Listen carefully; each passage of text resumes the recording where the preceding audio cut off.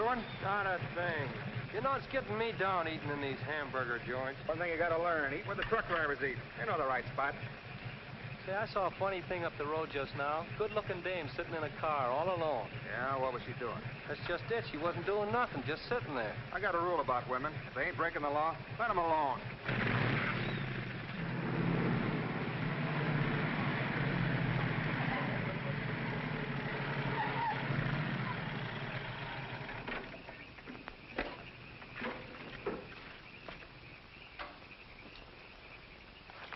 I didn't mean to disturb you, miss.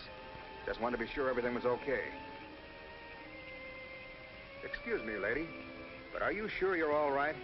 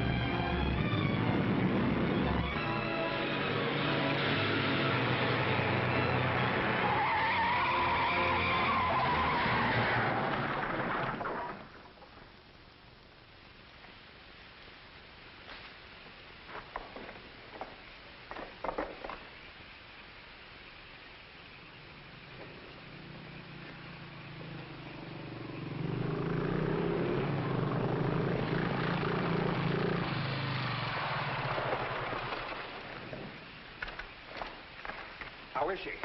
Luckier than she deserves. I just checked on her up the road. She was acting kind of strange then.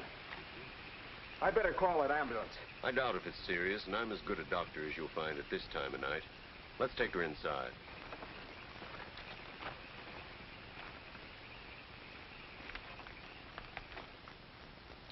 Well, no bones broken. Bruises, that's all. I think you better rest here for the night.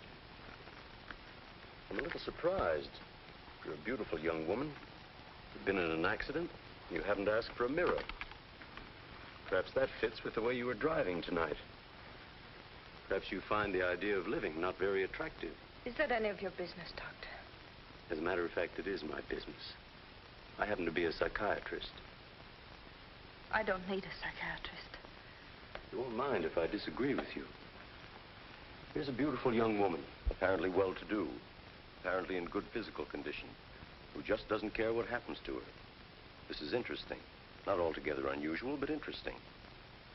Of course, there are the obvious deductions. It's my life, Doctor, and I prefer to run it myself. And you don't want anyone to see inside it. Perhaps you don't even want to take a look yourself. Many women haven't the courage to face themselves, so they look for escape in one excitement after another.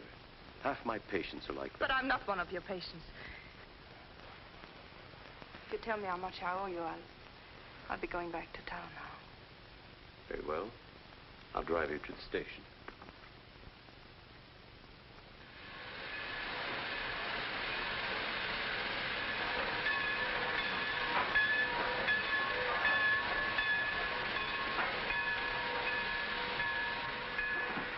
Miss Damien, you're an intelligent woman, not an idiot. Will you promise me one thing? When you get ready to throw yourself off Brooklyn Bridge, will you come and see me first?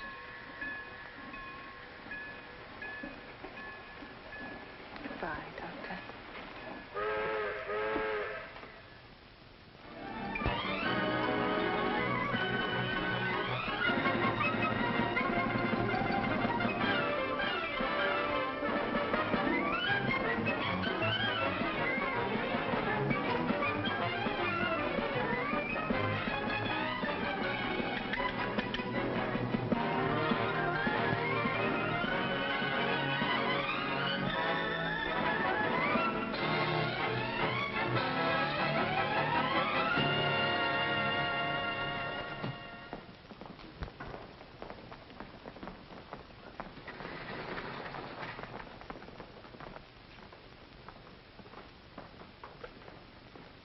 Just what is our trouble?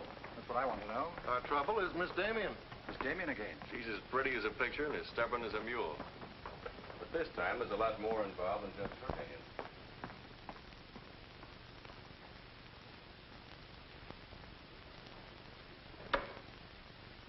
Come in, Miss Damien. We were just ripping you up back a little bit. So I gathered. There's nothing personal. It's about Mr. Cortland.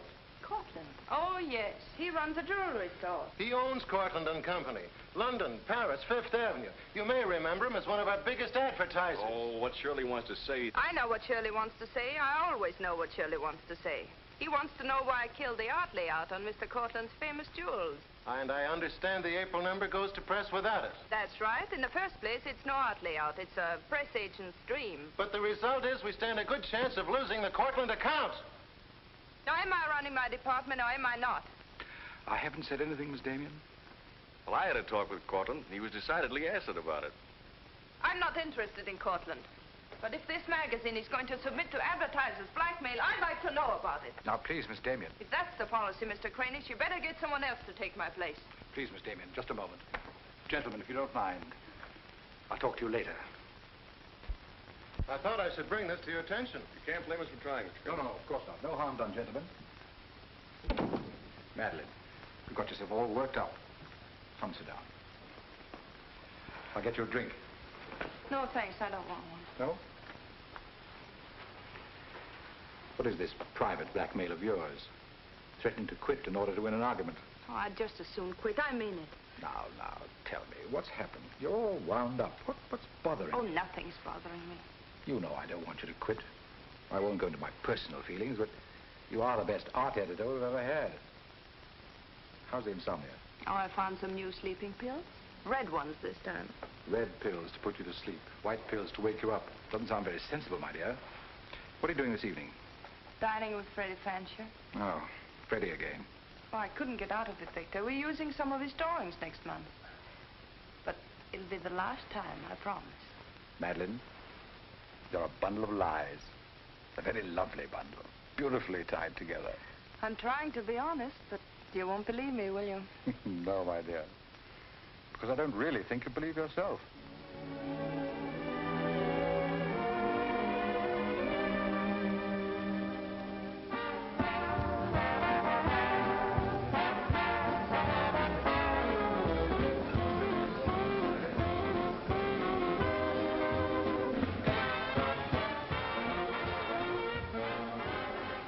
Why do you have to go back to that bore, Freddie Fancher? You haven't even given me a chance to make love to you.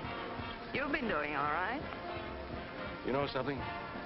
It's awfully hard making love to a woman who makes more money than I do. It'd be much easier if you made love to me. Would it? Oh. Trying to give me the brush off, are you? Well, finally, we understand each other. Well, there you are, Freddie. There's your girl and no bones broken.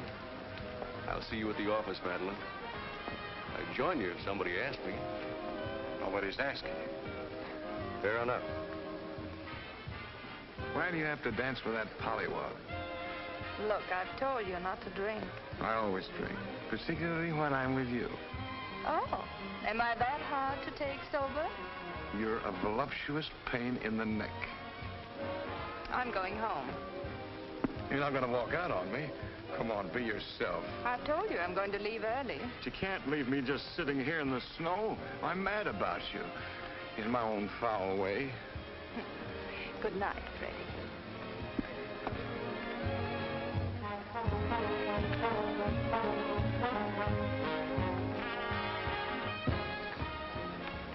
Any chance of getting a cab, Jim? I'll try, Miss Damien. Oh, Miss Damien, here's someone I know you're anxious to meet. Mr. Felix Cortland, one of our most prominent advertisers.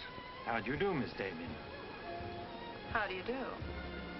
Mr. Garrett is the soul of tact, don't you think? He's just been telling me all about you. Oh, I hope he wasn't that blunt. Oh, you needn't worry. I always form my own conclusions. Can I give you a lift anywhere? My car's just outside. No, thank you. They're getting me a cab. Oh, I'm very sorry. I'm sorry, Miss Damien. There isn't a cab around. Oh, how long do you think it'll be? That's hard to say.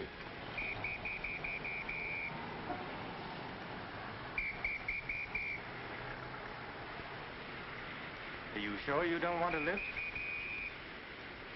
Well, there doesn't seem to be any alternative. Good night, Mr. Garrett. Good night, Mr. Cortland.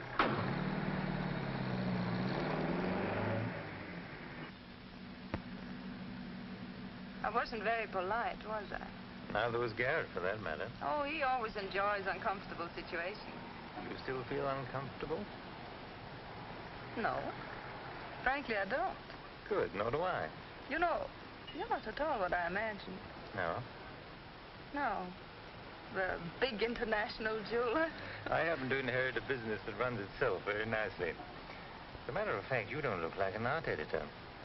More like a work of art. That layout on your jewels is still a wretched piece of copy. I can only admire your good taste.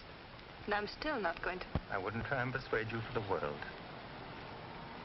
Mr. Cortland, I think you're a very dangerous man. I only wish it was so. The truth is, I'm a very ordinary one.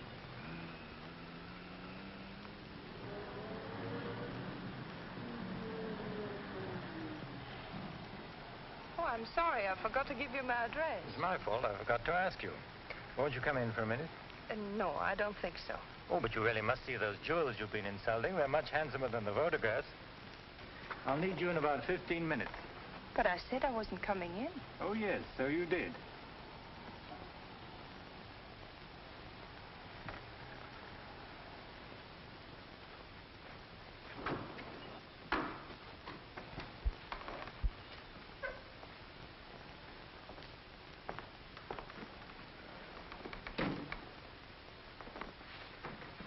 Let me take your wrap. Well, I'm only going to stay a minute here. Of course.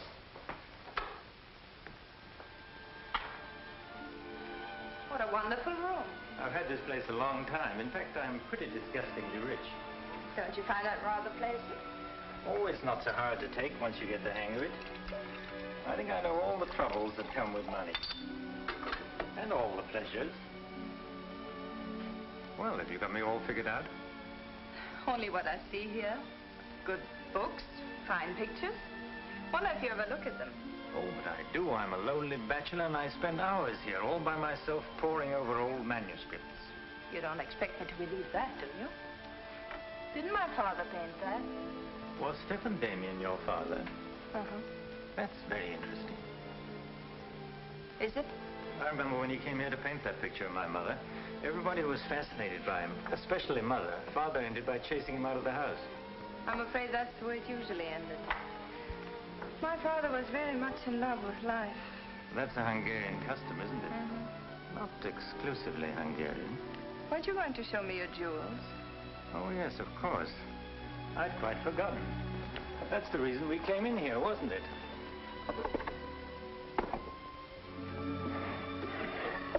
You ought to feel very flattered, Miss Damien. This safe is one of my darkest secrets. You really want to see those jewels? Not particularly. I can't tell a brilliant from a diamond. Not one person in 100 can. But then very few people are intelligent enough to admit it. Thank you. How about another drink? No, thanks.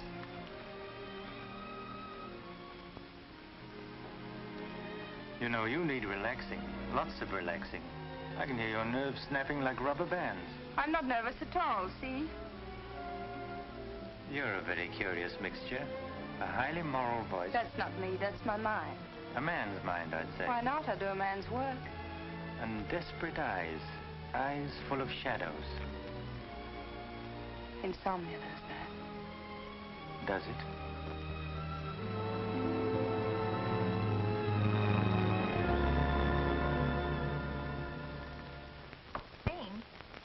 Miss Damien, give me her secretary. Miss Damien's office? No, Mr. Cortland, she's not here yet. Shall I have her call you? Yes, Mr. Cortland. Where's Lamarr, puss? She hasn't come in yet. Well, who sent these? Mr. Felix Cortland. Mr. Cortland. It's very interesting. She never misses, does she? Mm-hmm. Jealous. If I'd given it any thought, I could have predicted it. Gladys, I won my bet. She's got a new boyfriend. I guess those dames gotta have new excitement all the time. Yeah, here today, gone tomorrow. Personally, I don't see what she sees in it all. Is that any concern of yours? No, Miss Damien. I didn't hire you to gossip about my private life. No, Miss Damien. Go get your money. You're through.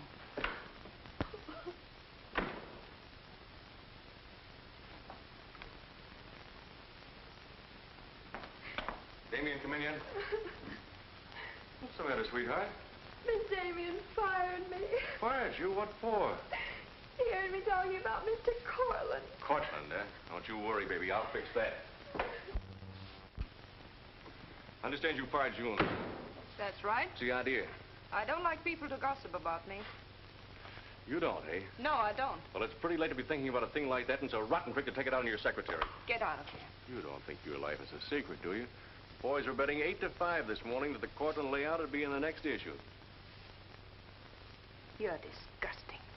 Madeline, why don't you get wise to yourself? Everybody else is. One romance after another. That's your whole life, and you adore it. Get out. You try to dress it up with pretty words, but you don't fool anybody. They know what you are, and you'll never change. Get out! You don't care because it's too much fun.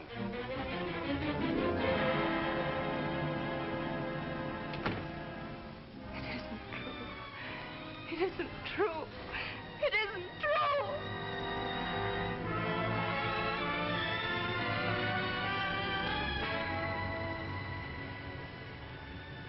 I'm a little surprised. Here's a beautiful woman who just doesn't care what happens to her.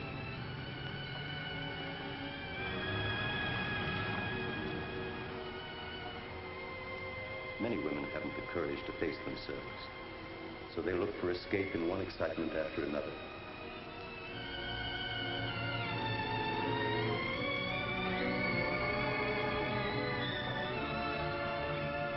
Perhaps you find the idea of living not very attractive. Lady, if you want to kill yourself, why don't you try the fridge?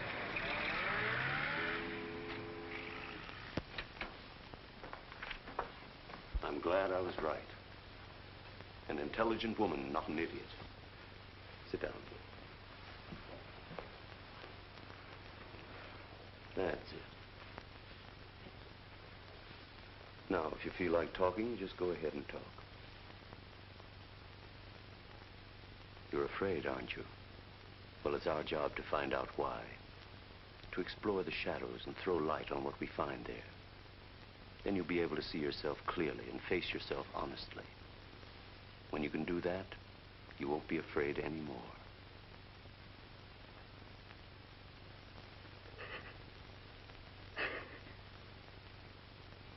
I was living with my father. Mother had left him before we came to America. I was 10. And to me, the way he lived seemed romantic and wonderful. He was a successful painter, and women adored him. He went his own way and did what he pleased. Just as you've been trying to do? I suppose so. But why? Did it make him so very happy? Oh, I was certain he was the happiest man in the world. Until he killed himself. And you couldn't understand why he did it. You understand now? I think I do. Did you ever do any painting yourself? I used to. Why'd you give it up? Oh, didn't pay enough. And besides, I didn't want to be like my father. I wanted my own life. And have you been living your own life? Of course I have. The kind of life you really want? I don't know. I don't know. Don't you think you've been hiding from yourself? Did you ever try and discover the person you really were, deep down underneath? I never cared to. I'm not so sure I do now. In that case, I'm afraid I can't help you. But of course, that's entirely up to you. Shall we go on then?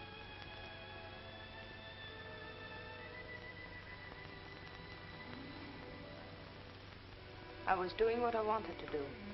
Paying my own way and making my own rules. Nobody was hurt. Nobody but yourself. And it didn't really make you happy, did it? Wasn't that because down underneath you knew there was something missing? Something important? I suppose so. That would worry you, wouldn't it? And then you would drug yourself with the excitement of more excitement. Oh, I know the pattern, Miss Damien. You're suffering from a disease of the times. A neurotic malady as commonplace as chronic alcoholism. Suppose for a moment that you were an alcoholic. They're much the same, you know. Unsure of themselves underneath. and seeking reassurance from new excitement. Instead of getting at the cause, the drunkard solves his problem by taking another drink. This, of course, is no solution. And eventually, we find him sprawled hopelessly at a bar, without the strength or even the desire to save himself. I can't go on with this. You're not helping me. You're insulting me. You've been insulting yourself, Miss Damien. Insulting your body and insulting your soul. Your life hasn't been gay and glamorous at all. It's just been muddled and senseless. You know that now. And if you really want to change it, you can start right away. Now it's up to you.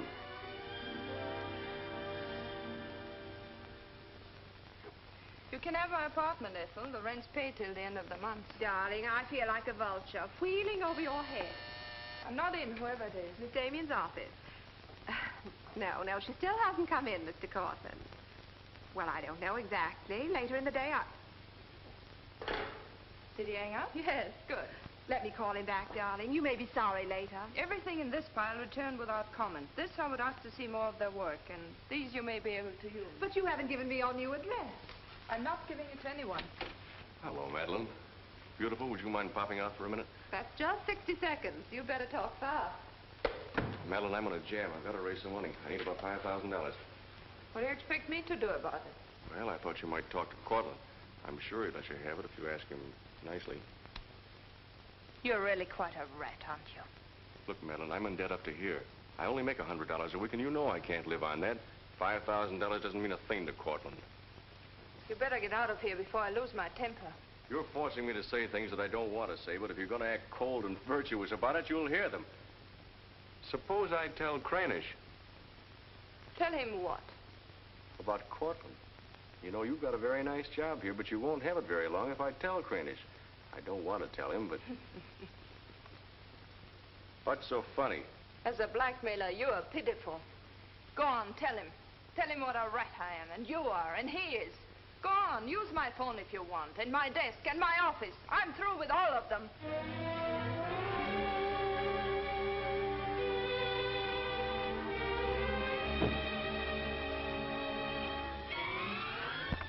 Boulevard magazine. No, Miss Damien hasn't been back. Just a moment, please.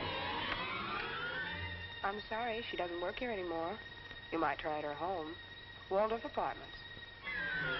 Waldorf Apartments? Miss Damien? Oh, no, she gave up her apartment. Why don't you try the post office? Dahlgren? Dalton? Dalton? Damien. Here, Richard Caleb, 137 West 50th Street.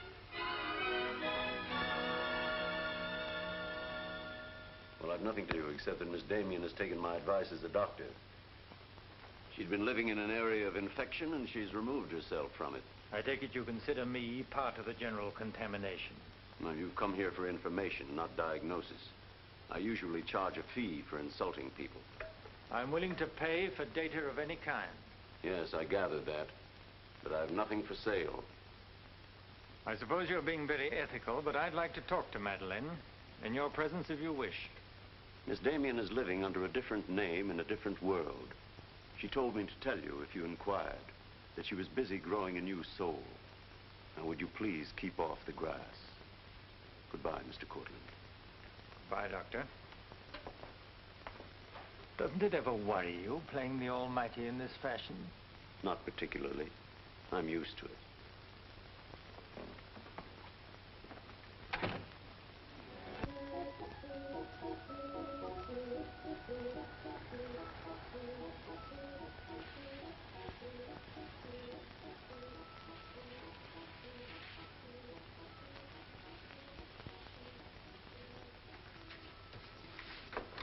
How's it look? It's better than torn wallpaper. So you think I'll tell him then? You'll do better after you get the hang of it. I only hope the new tenant will like it. Well, he seems awful particular. He's a floor walker at Macy's. Oh, well, you can always give it back to me. He'll never sell it, you know. Take my advice and try something more cheerful. You know, like flowers and butterflies. I'll do that. Thank you, Mrs. Geiger.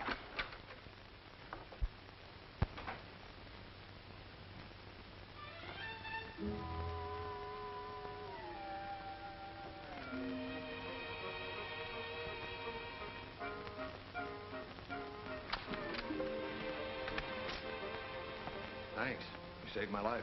Is this yours? Yes. Mrs. Geiger would scalp me if she knew I kept mice in my room. Well, why do you keep mice in your room? Oh, pathologist, part of my homework. I really shouldn't bring these fellas out of the lab, but, well, I got kind of attached to this one. Oh, thanks again. Hey, women are supposed to scream. Aren't you afraid of mice? Well, no, but next time I'll scream.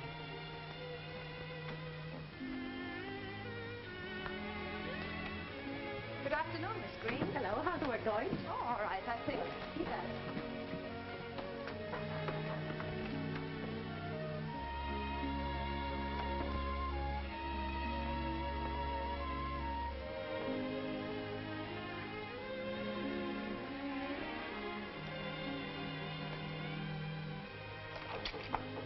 Come in. Hello. Hello. Say, you're an artist, aren't you? Well, I don't know. Oh, Mrs. Geiger said yesterday that you were. She's an authority if I ever saw one. I was wondering, could you do a job for me? Want your portrait painted? Me? Oh, no. No, nothing like that. I'm doing some research, and it has to be illustrated. Oh, what do you want me to draw? Nothing fancy, just blood cells and things. Sounds fascinating. Oh, it is, really. You see, it's a lot like... Oh, no, you'd be surprised. It really is fascinating once you get in it. Of course, I'm on a fellowship, and I couldn't pay you very much. Matter of fact, I couldn't pay anything till the first of the month. That'll be all right. Oh, fine. Swell. It's all settled then. I'll see you at my place about 6 o'clock. Oh, but couldn't I? Oh, sure you can. I just live downstairs. You know, the mousetrap. Oh, by the way, my name is Cousins. Mine is Dixon. Very glad to know you, Miss Dixon.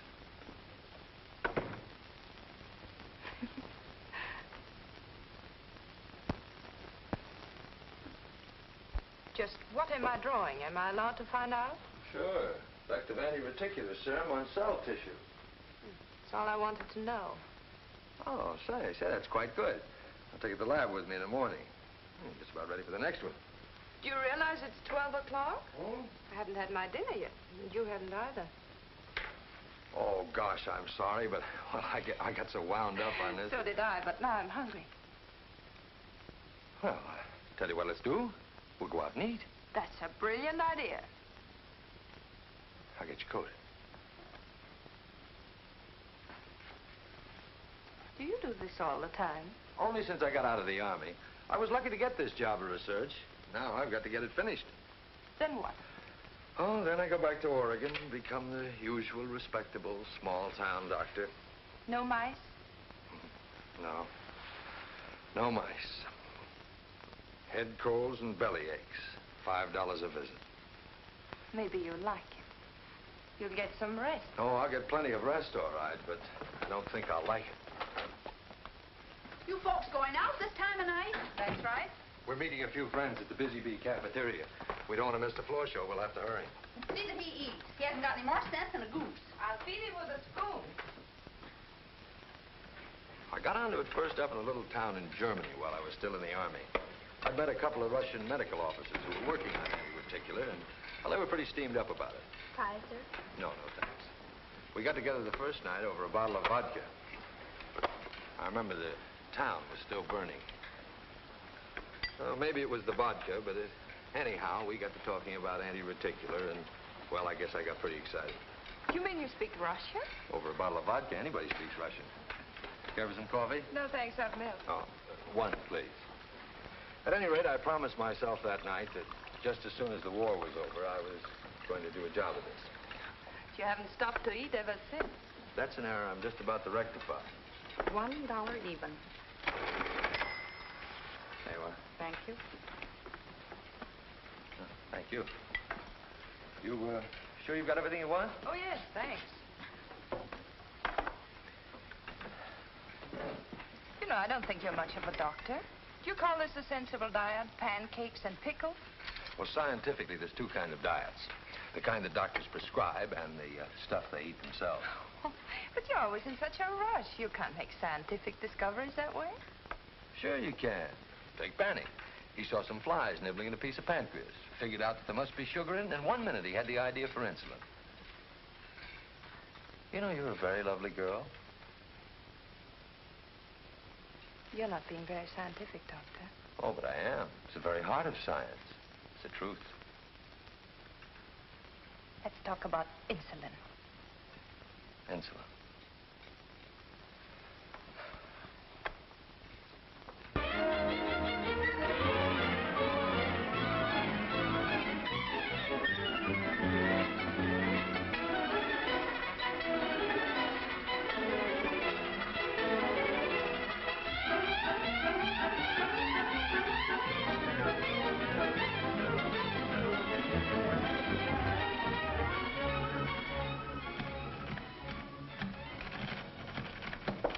Come in.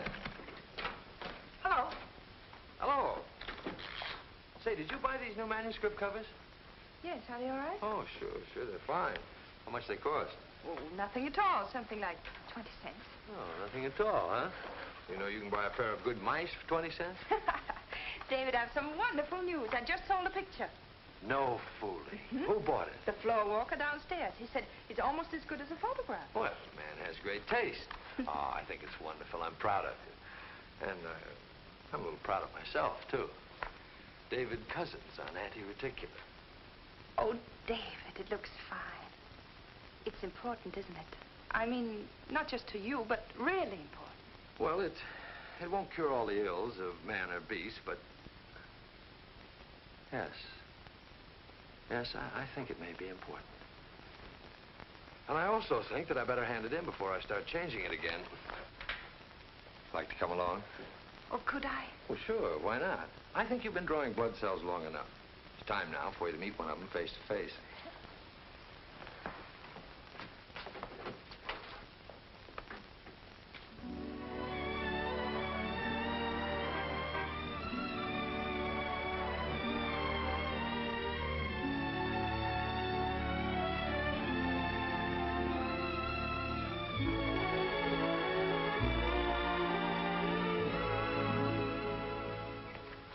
I hope your text is as good as your illustrations. I hope so, too, sir.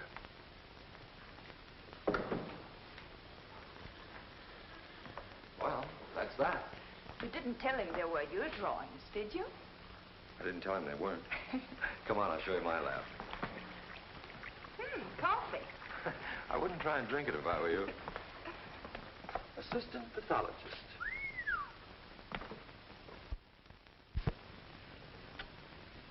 Well, this is me. How do you like it? Oh, I think it's wonderful. But how do you find anything in this place? Been here for 6 months and I haven't lost anything yet. Doesn't matter anyway. If the boss okays my research, I'll be out of here in a week. Back to Oregon? Yes, back to Oregon. All that way just to make a living. Is it as bad as all that?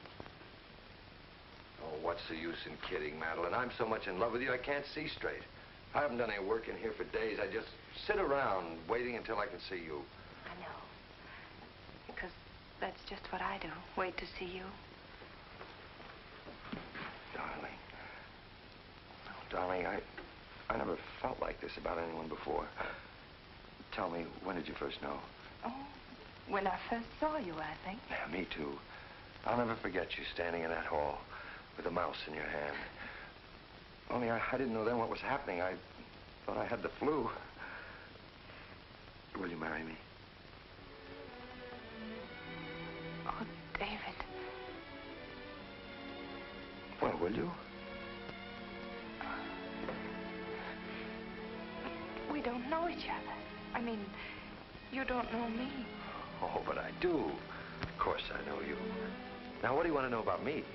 David Cousins, M.D., University of Oregon, Captain Medical Corps Reserve, young, healthy, and very much in love. Will you marry me? Oh, please don't ask me now. Well, I've got to ask you now. I want to marry you now. Please give me time, David. I'm all mixed up. I'd like to go home now. All right.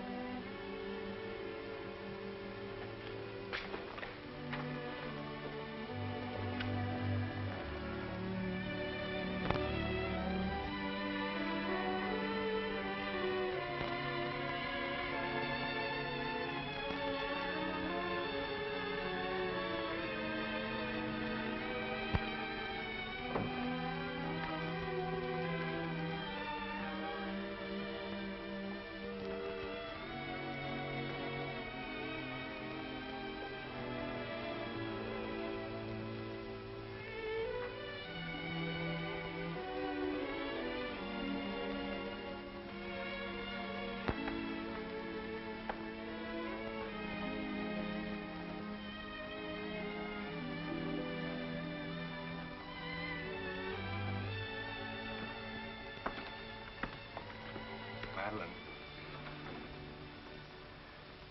You haven't answered a rather important question I asked you.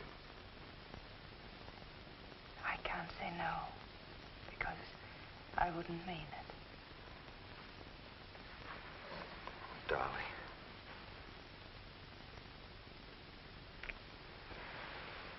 David, I do love you.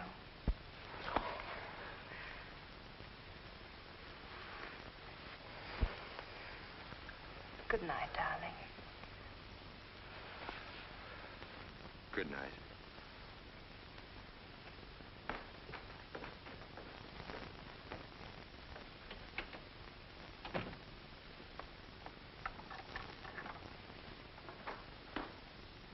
Hadn't you better close the door?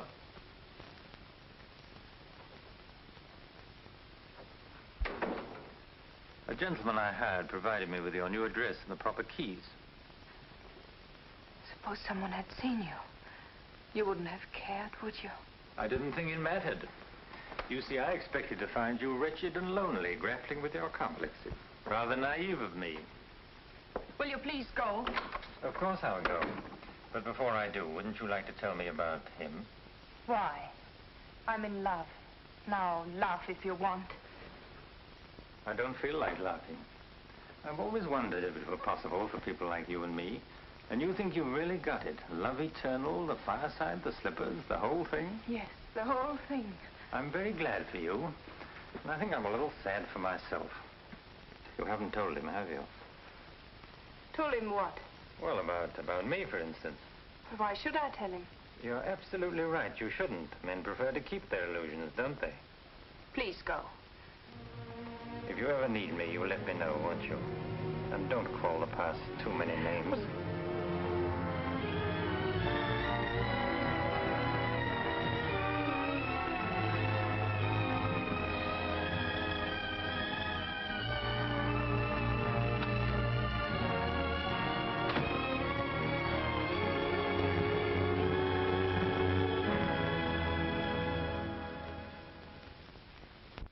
What you say. I'm going to marry him just as soon as it can be arranged. You want to run away from your problem? I'm not running away. Are you? You're looking for security from someone else instead of building it within yourself. But I love him. I can't talk to you if you don't believe me. Falling in love doesn't cure everything overnight. What do you mean? Let's be honest. There's a side of you that hasn't fully changed. Isn't that true? That is true, isn't it?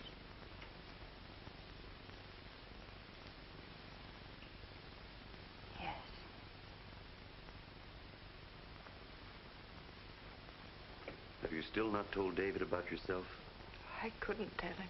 You let him fall in love with an illusion, with someone who doesn't exist. I could never tell him. He might stop loving me.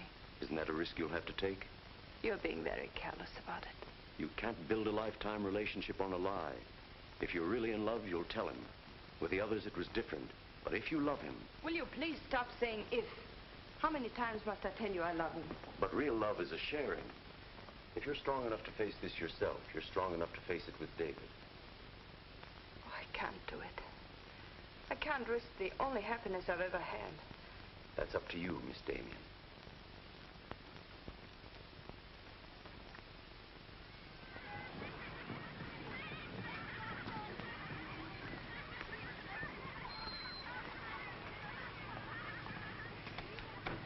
Hi. Hello, darling. You're home early, aren't you? Well, I didn't get fired, if that's what you mean. Dr. Lutz read my paper. Really? What did he say? Well, he liked it. Oh, David, that's wonderful. The only trouble is he thinks it's so important he wants me to go to Chicago and read it before the convention. Oh, David, no. Well, that's not my idea. I don't want to go. Well, when will you have to leave? Tonight.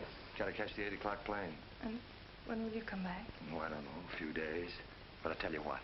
As soon as I get back, let's get married.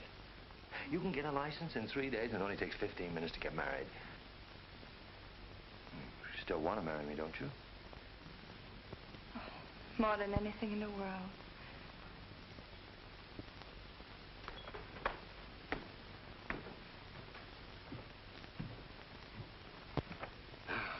You know, I'm going to feel kind of silly at that convention. Of course, it's a great honor and all that, but You realize that I'll be talking before some of the biggest men in the field? What's the matter, darling? Nothing. I was just thinking how I'd feel if you didn't love me. Oh, don't be silly. Not a chance. David, could you ever stop loving me? Oh, that's really a gruesome thought. Of course not. Even if there was a reason? The world is bothering you. Nothing. I just wanted to be sure. Sure about what? That you loved me and not an illusion you built up about me. Scientists can't believe in illusions. I believe in you. You're the best thing that's ever happened to me. 4 shirts. I wonder if that'll be enough. Come to think of it, it'll have to be. That's all I've got. Socks? Well, that just about does it. Madeline, was there something special on your mind? Something that you wanted to tell me? Just that I love you, that's all.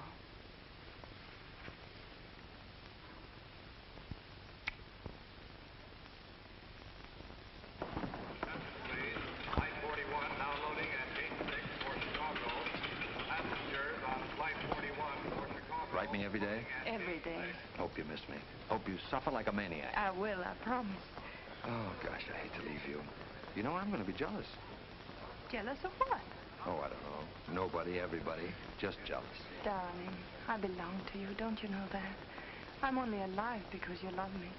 We'll be married the minute I get back.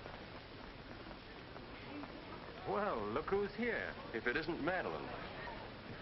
How are you? It's been a long time. David, this is Mr. Garrett. I used to work with him on a magazine. Howdy, Garrett. I quit the racket, though. Or perhaps the racket quit me. Garrett's doing some confidential work for me now. How are you, Miss Dixon? This is Mr. Cortland, David. Dr. Cuss is my fiancé. You're a very lucky man, Doctor. I think so. Well, goodbye, Miss Dixon. My congratulations to you both. Oh, thank you. Good night. Good night. I don't believe a minute of it, do you? Garrett, you're a very cynical man. You don't believe in true love. You don't think Madeline does either, do you? I don't know, but I've always been fascinated by miracles.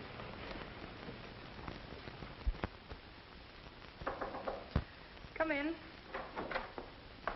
Telegram for you, Miss Dixon. I thought I'd bring it up myself. I thought it might be important. The news? He won't be back till Friday. That's men for you. You never can count on them. Oh, I forgot. A doctor somebody called you, said you were to call Miss Ethel Royce. She's been trying to get in touch with you. Friend of yours? Yes. I suppose you got your own reasons, but you ought to get out and see your friends, instead of sitting in this room all day and all night. Thanks, Mrs. Geiger. None of my business, mind you.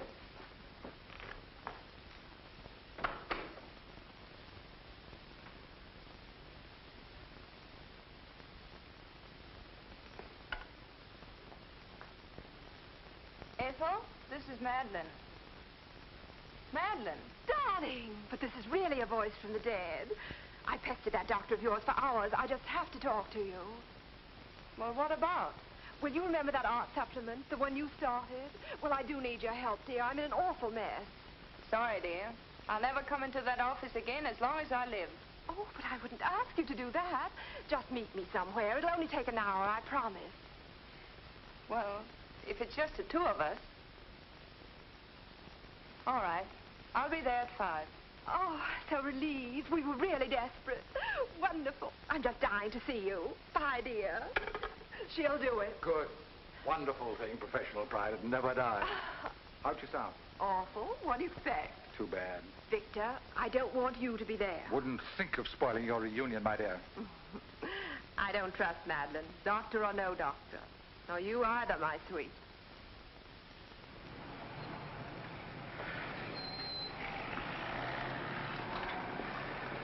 Hello, Miss Damien. Glad to see you back. Glad to see you, Jim.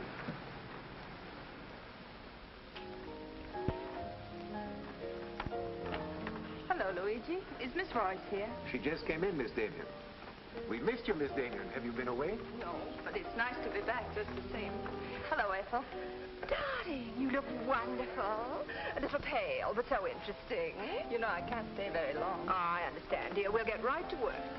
The usual, Miss Damien? Well, I don't know, Carl. You'd better. Wait till you see the mess I'm in with the supplements. All right, Carl.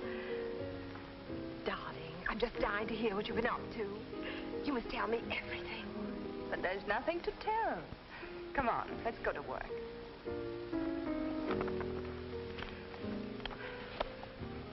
You're just marvelous, my dear. You made the whole project seem utterly simple and practical. Not for me, please. Darling, you used to be able to drink 10 in a row. I'm out of training. No one would know it, my dear. You seem just like the old Madeleine again. It's the surroundings. What do you say we have dinner and go to a show? No, really, I've got to stagger home.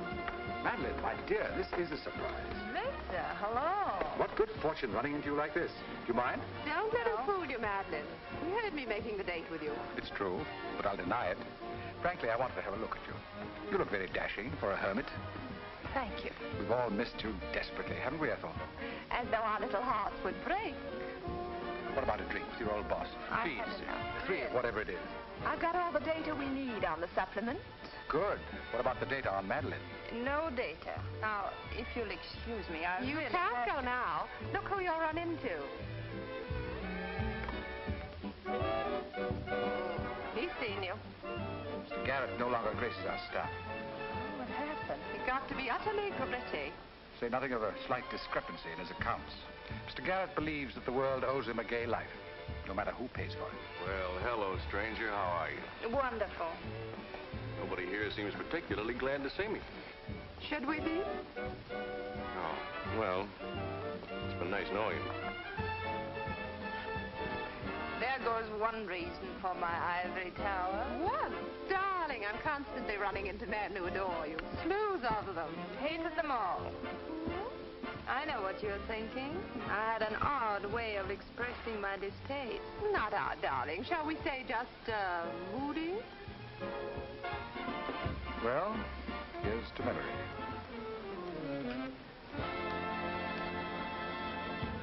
May I speak to Mr. Cortland, please? Just a moment, sir.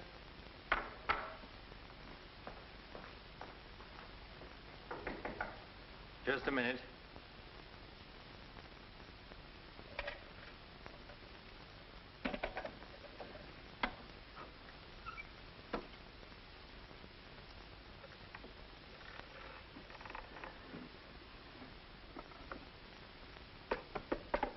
Come in.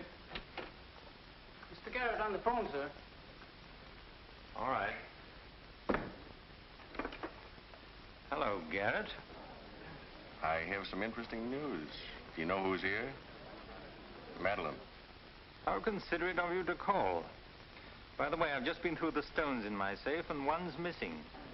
The stone's not terribly important, but you're the only person who knows about my safe, and the fact is you did have my keys for quite a while yesterday. What are you getting at? Only that I don't like thieves. But you're being ridiculous. Let me come over and talk about it. There's nothing to talk about. I'm taking it up with the police. But, Cortland, you can't do that.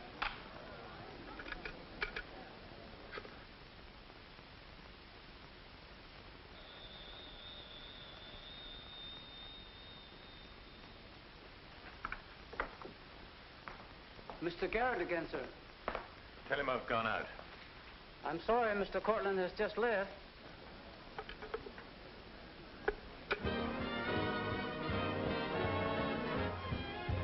Are you all right, darling? Of course I am. You're not going to disappear again. Oh, yes. Back to my treetop. It's raining. Let me drive you home. Oh, no. Ethel wouldn't approve. Good luck, my dear, in your treetop. Bye, darling. Well? Let's face it, she's a changed woman.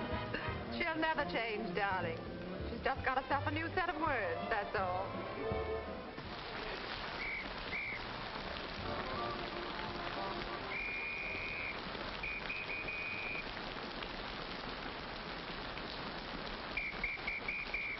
Madeline. Hop in.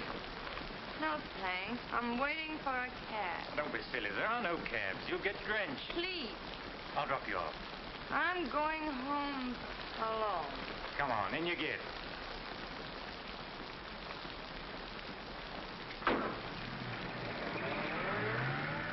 I hope you didn't get too wet. Your concern is touching. Quite a coincidence finding you in the rain. Is it? I can't lie to you, especially when there's no point to it. I was informed you were playing hooky. You're detestable. I'm really not detestable at all. I happen to be very fond of beauty, which shouldn't be a crime in your eyes. Please, no debates. I'm a little dizzy. A good dinner will soon take care of that. Why do you always hound me? You know I despise you and everything you stand for. There's always a chance I may be able to improve your opinion and your manners. I'm sleepy. You know you're very lovely. Please don't bother. I'm not listening.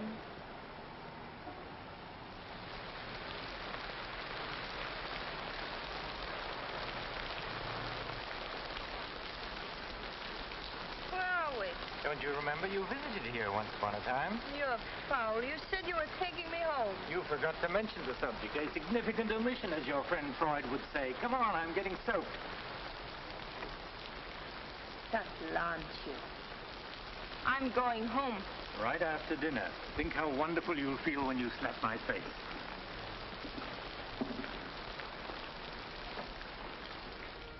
That'll take the chill out of your bones and maybe even your heart. Still cold? Oh, no. It's quite warm in here. Cigarette? Thanks. Very warm. Light? No, I'm not really detestable, am I? No. I am. Why? Because I ought to go home. In this rain, you mustn't even think of it. You see, you are detestable. And you've been very annoying for months. Madeleine, we belong together. You know that. No, I don't know that. Of course you do. We feel the same way about life. You're not making sense, Mr. Courtney. Why make sense? Doesn't this make more sense than talking and lying? No sense at all. Then what would you call it, darling? Stupid. Madeleine, you're wonderful. Stupid. You're sweeter than ever. I'd better see who it is.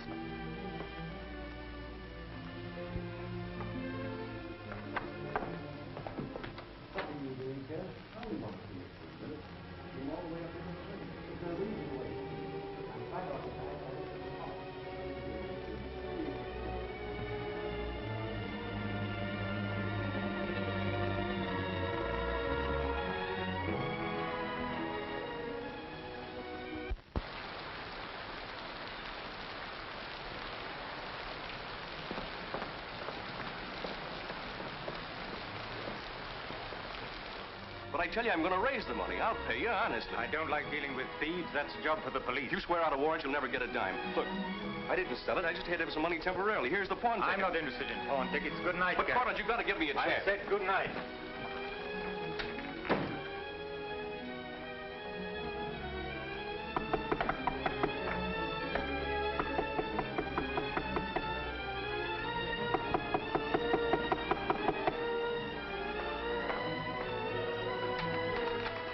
Let me talk to you. Let me explain this. You stupid fool. You'll have the stone back. I'll get it to you. I promise I will. All I need is a little more time, just a couple of weeks. What are you doing? Phoning the police. You can't do that. I'm not going to let you ruin me.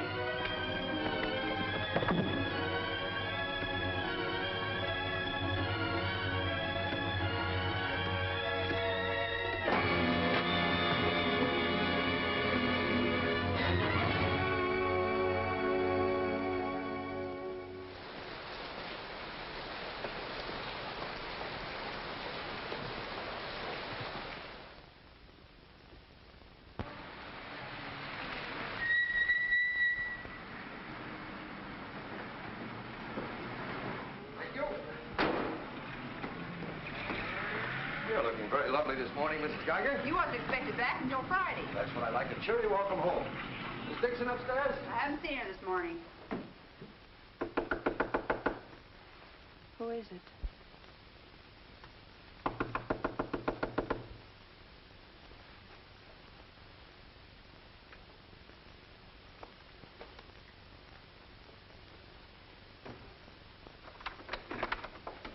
Hi.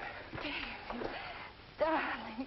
Oh, I couldn't wait till Friday. I just said my little piece and ran out on them. Oh, I needed you so badly.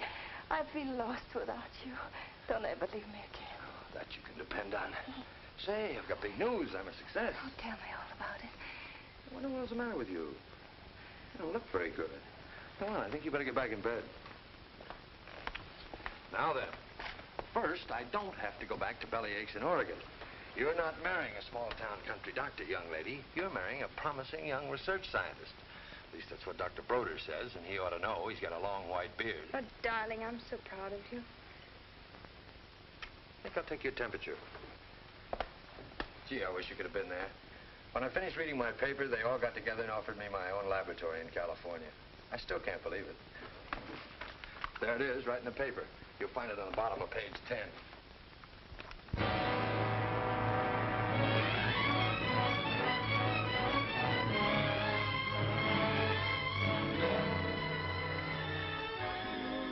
He makes you feel that you're really important. You know what he said to... Madeline. Madeline, what's the matter? David. Oh, darling, you're cold as ice. You've got a chill. You stay right here. I'll be back in a minute. Oh, don't go. Don't leave me. I'll only be a second. I want to get a hot water bottle and some more blankets.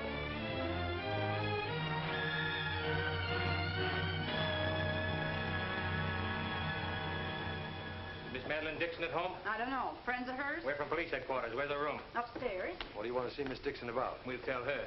Well, perhaps you'd better tell me first. Miss Dixon isn't well. Who are you? He's a doctor. He lives here. If it isn't important, I suggest you come back tomorrow. It's important. Could you get some extra blankets and a hot water bottle, please? You a friend of Miss Dixon's? Yes, why? Just asking. Well, what is it, an accident or something? I wouldn't call it an accident.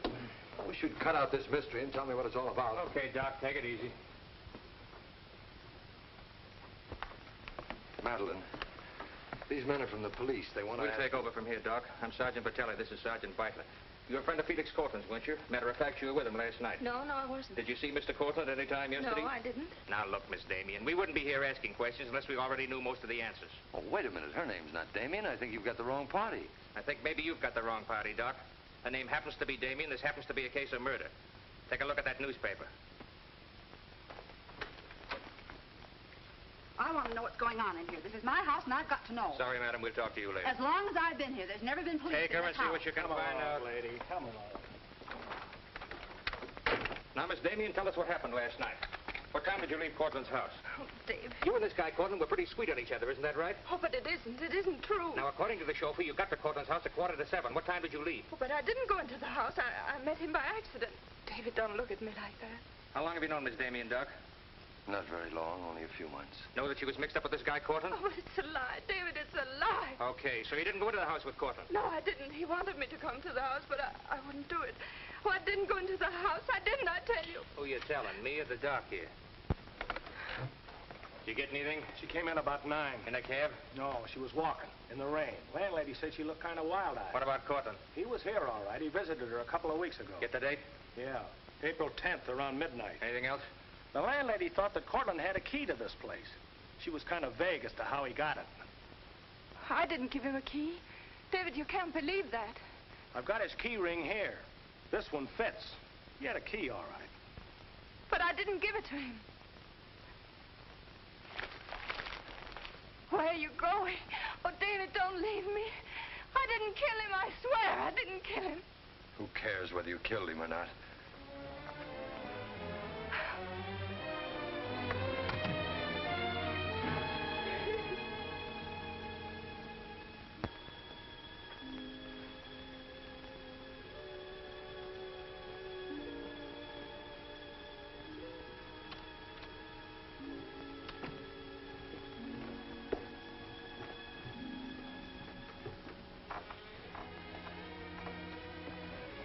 Could I see him for just a minute? Well, it isn't regulations. Okay, 60 seconds. David, please listen to me. You lied to me. You've always lied to me. But I'm not lying now. I didn't want to go with him. He said he'd drive me home. And he made love to you, didn't he? Oh, don't deny it. Of course he made love to you. He had a key to your room. I should have told you many things. I tried to, but I just couldn't. If this thing were so innocent, you would have told me. When I said I was in love with you. When I asked you to marry me. I was afraid, David. I was afraid you wouldn't understand. You bet I wouldn't. Before I met you, I was horrible. But you changed all that. You made me sane and happy. Why keep on lying? You tried that upstairs and it didn't work. Look, I was in love with you. All right, I made a mistake. I thought you were something wonderful, and you turned out to be something else.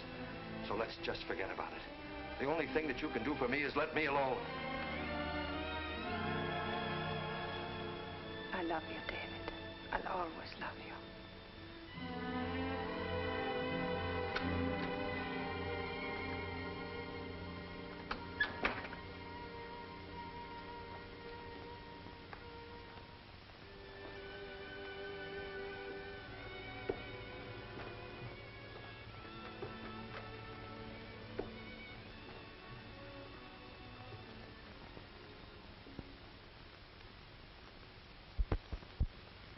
So, ladies and gentlemen of the jury, the prosecution will prove beyond a shadow of a doubt that Madeline Damien is guilty of the premeditated murder of Felix Cortland. We will prove that she was in his apartment the night he was murdered. We will prove that her fingerprints are on the table lighter with which he was murdered.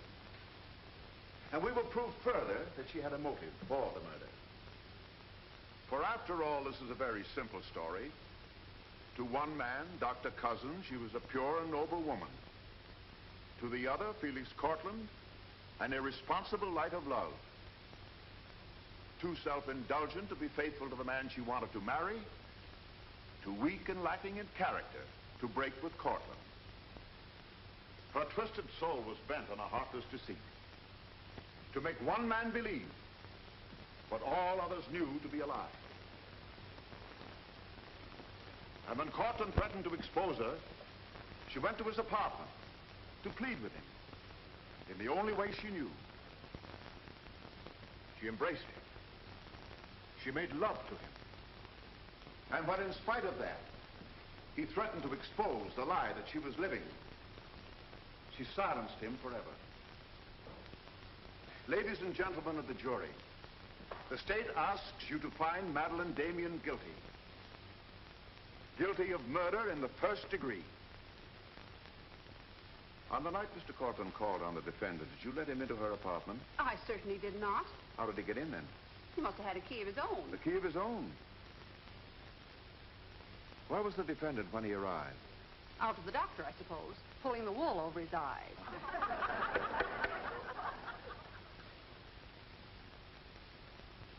Thank you, Mrs. Geiger. Your witness, Mr. Mitchell. You've got to let me cross-examine her. No questions.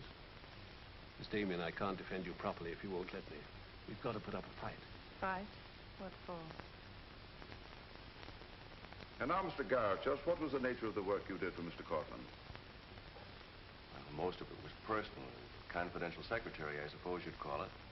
And in that capacity, you were in a position to learn a great deal about his private life? Yes, of course. Did Mr. Cortland know that Miss Damien was lying to Dr. Cousins and concealing her true character from him? I'd rather not answer that question, Mr. O'Brien. You see, both Miss Damien and Mr. Cortland were friends of mine. Yes, I understand. Well, let's get back to the meeting at the airport. What was the attitude of the defendant when Cortland saw Dr. Cousins? She was embarrassed, naturally. Yeah.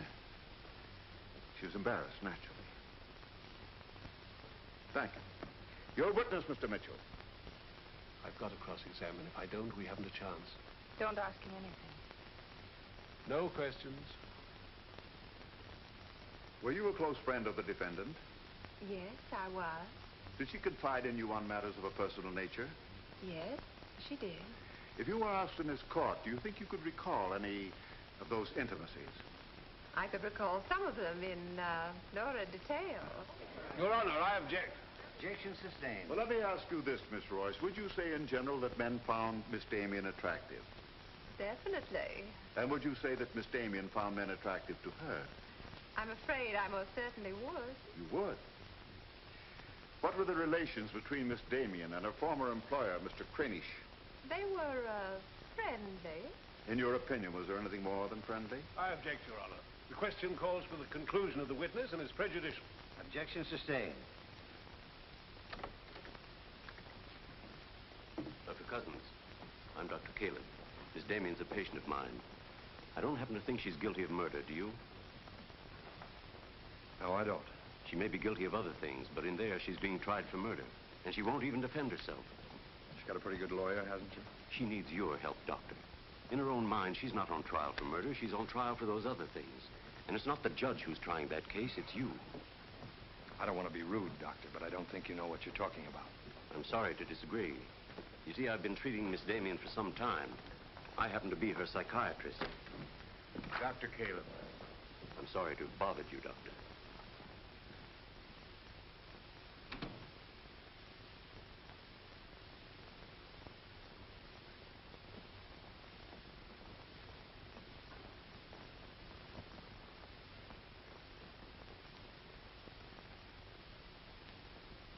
Your name, please?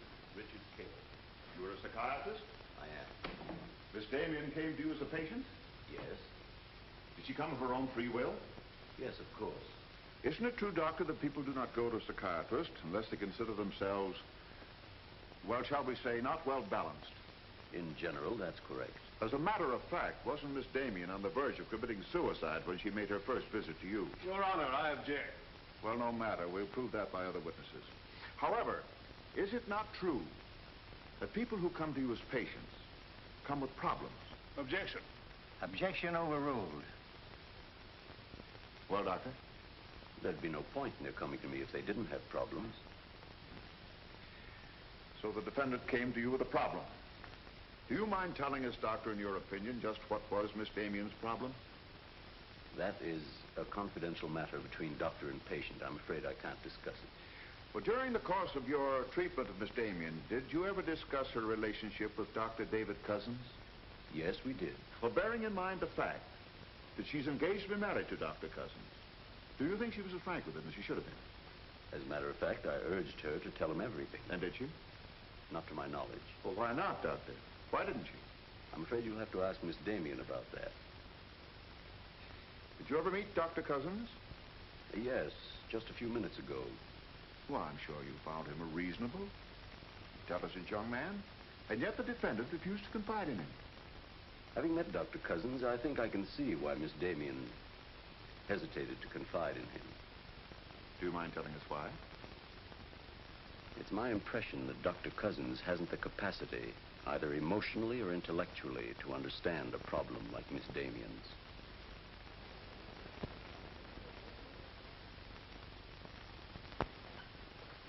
How's the trial going, Doctor? Not very well, I'm afraid. There's a Dr. Cousins in your office. Oh? He said you weren't expecting him. As a matter of fact, I was expecting him. Hello, Doctor. Sit down, relax. Tell me, is this a professional or a social call? Dr. Caleb, you said some pretty rough things about me this afternoon. Yes, I did, didn't I? I think I'm entitled to an explanation. So do I. As a matter of fact, I'm very glad you came over. I wanted to talk to you about Miss Damien. I'm not interested in Miss Damien. I'm glad to see you're still in love with her. And I'm not in love with her. All the better. Then we can approach the subject of Miss Damien as one scientist to another. You see, I'm interested in Miss Damien because she's a patient of mine. I believe I was well on the way to solving her problem. It would be most distressing to me if she were to die now for a crime she didn't commit. It would be as though you had lost one of your white mice, one that you had just inoculated. What's all this got to do with me? Only this, that when you testify tomorrow, you'll be asked to tell the truth. The whole truth. The whole truth about a human soul is a complicated proposition. Now, I'm not going to tell you anything about Miss Damien that you haven't already heard. But isn't it possible that you've picked up a few stray facts and added them up to a conclusion that's entirely wrong?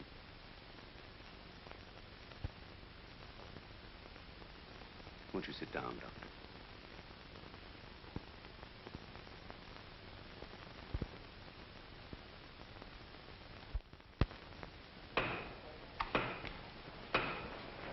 Hear ye, hear ye, hear ye. The court is now in session. Call your next witness, Mr. O'Brien. Dr. Cousins, please. This will be their last witness. You've got to let me put you on the stand. I tell you quite frankly, Miss Damien, if you won't testify, you haven't got a chance. Raise your right hand. You solemnly swear to tell the truth and the whole truth, nothing but the truth, so help you God? I do. Please be seated. Your name, please? David Cousins. Under what name did you know the defendant? Madeline Dixon. Did she ever tell you her true name? No, sir. Did she ever lie to you about her identity? Yes, sir. How long did she continue to lie to you? Till the morning the police came. Did she ever tell you about her relations with Cortland? No, she didn't.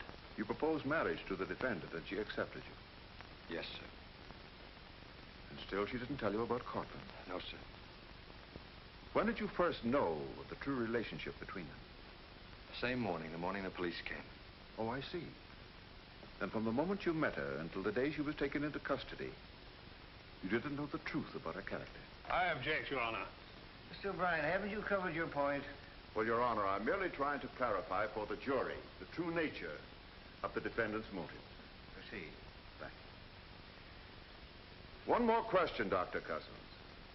If you had known the truth, would it have affected your love for the defendant? Your Honor, I must protest. Let him answer. Objection withdrawn. And now, Dr. Cousins, if you had known the truth, would it have affected your love for the defendant?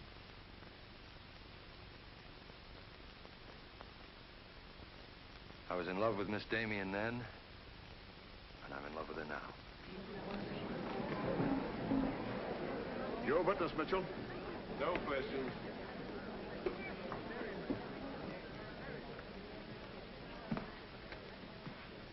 Did you really mean it? Yes, I really meant it. I can't believe it. Now will you let me put you on the stand?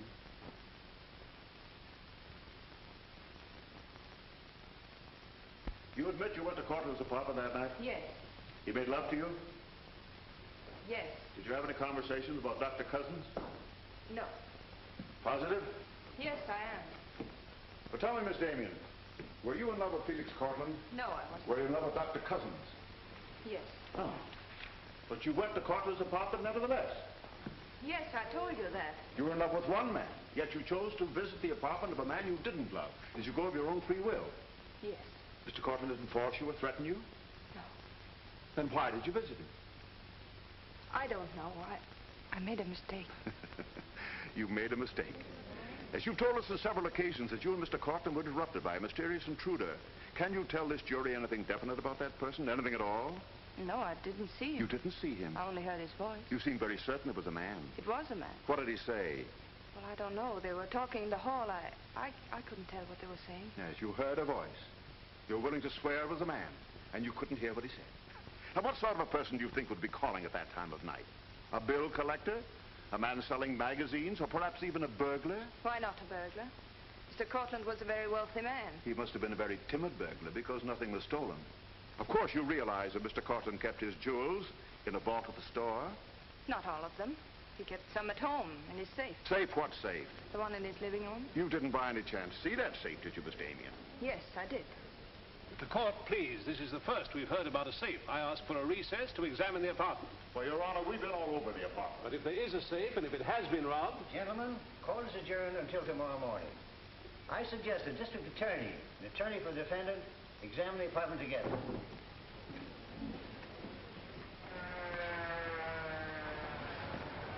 What about this safe, Mr. O'Brien? What safe? How about some pictures on the inside, Mr. O'Brien? You boys better wait outside. I may have a statement for you when I come out. Mr. O'Brien. Huh? Mind if I tag along? I don't know why you're sure. The fine witness you turned out to be. Couldn't help that, sir. All right, Garrett, where's the safe? Me, Mr. O'Brien? I don't know of any safe in here. I didn't think you did. If you want an unbiased opinion, I don't think there is a safe. Well, here's a learned counsel. Perhaps he knows. Where's the safe, Mitchell? My assistant's checking the location with Miss Damien. He'll be along in a minute. Oh, you're on a dead one. While we're waiting, maybe Mr. Garrett could tell us where the safe is. I've asked him, he doesn't know. I don't understand that, Mr. Garrett. You were very close to Cortland, weren't you? That's right. I'm sure if there was a safe in here, I would have known about it. At least I would have seen the key to it. The answer's very simple. There is no safe. What did you find out? I got the dope on him, Mr. Mitchell. Splendid. It's over here in this bookcase. You were wrong for once, Mr. O'Brien. Could be. What do you know about that? Have you got Cortland's keys? There they are. Thank you. That looks to me very much like a safe, Mr. O'Brien. Yes, it does, doesn't it? But not like a safe that's ever been robbed. I don't think a good burglar would leave those behind. I guess we're right back where we started from. Well, I've seen all I want. How about you, Mitchell? You win this round. Lock it up, sir. Yes, sir. See you in court, gentlemen. Can I give you a lift, Doctor? No, thanks. Sergeant, I have some papers here of Mr. Cortland's I'd like to put in order. Do you mind if I stay? It's all right with me. We're finished with the place. Thank you very much. Anything I can do for you, Doctor? Oh, I was just curious about something. I've never seen a safe like that before. One that operated with a key.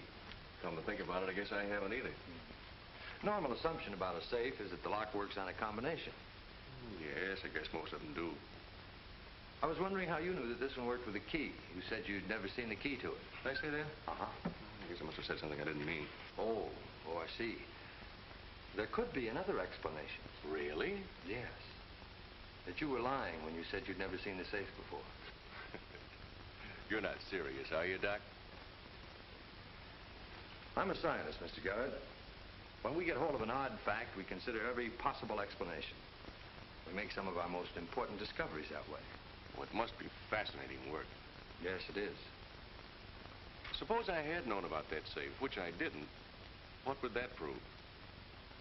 Frankly, nothing. But it does suggest a theory. You were very close to Cortland. You knew about the safe. Maybe the safe was robbed. Perhaps he found out about it. He was quarreling with a man in the hall the night he was killed. Maybe that man was you. That's a very interesting theory. Yes, isn't it? Well, as I said, I'm a scientist. When we hit on a theory like that, the next thing we do is to test it. That's all I'm doing. I see. Then you won't mind having a little talk with the police? Why, no. Why should I? Fingerprints. But then, of course, if you've never seen the safe before, you won't mind them checking it for yours. Oh, certainly not.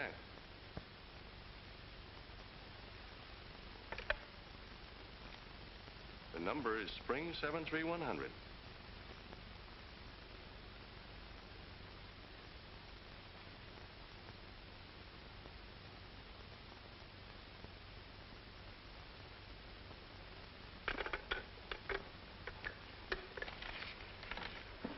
Okay, Doc. No hard feelings. Don't you think this sort of thing is rather out of your line, though? I guess maybe you're right. Bye, Doctor. Goodbye.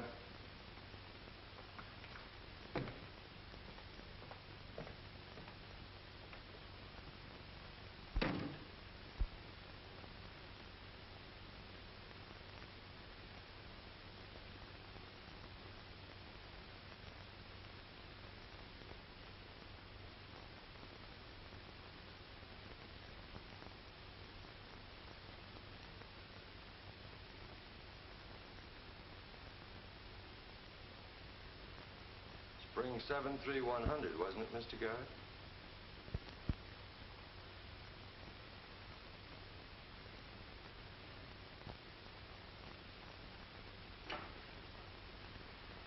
I guess maybe I underestimated you, Doctor.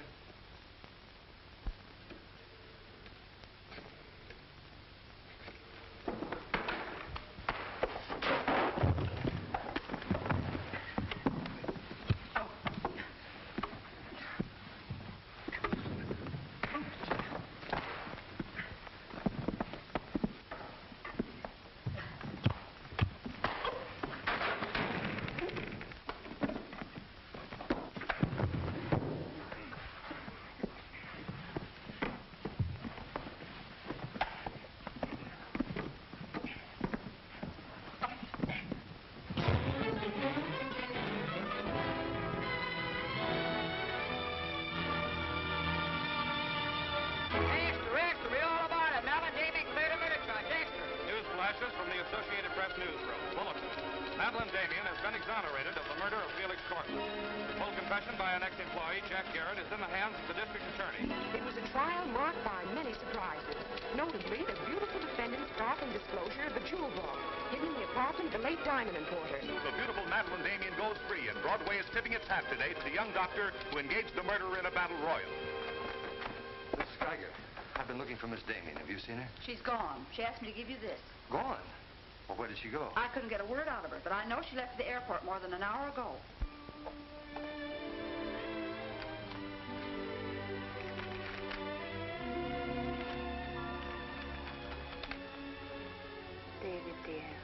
I can still hear your voice in that courtroom, and I'll never forget what you said. You did much more than save my life. You made my life worth saving. I can't bear to tell you how much I love you and want to marry you. But right now, that wouldn't be fair. I'm going away for a while. I want to be terribly sure, after all this, that I can really be the kind of person you once thought I was. Maybe after a while that will be possible. And then, when we're both sure, David, please ask me again. Goodbye, my darling.